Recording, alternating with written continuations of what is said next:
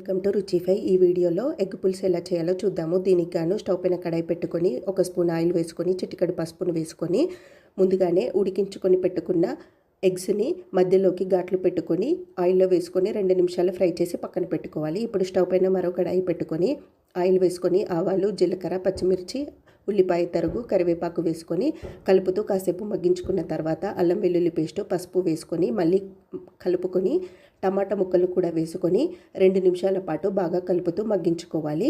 ఇప్పుడు దీంట్లో రుచికి సరిపడా కారం, ఉప్పు, ధనియాల పొడి, జీలకర్ర పొడి, గరం మసాలా వేసుకొని ఒకసారి బాగా కలుపుకున్న తర్వాత చింతపండు రసాన్ని కూడా వేసుకొని పులుసుకి సరిపడా వాటర్ని కూడా యాడ్ చేసుకొని మూత పెట్టి పులుసుని బాగా మరగనివ్వాలి.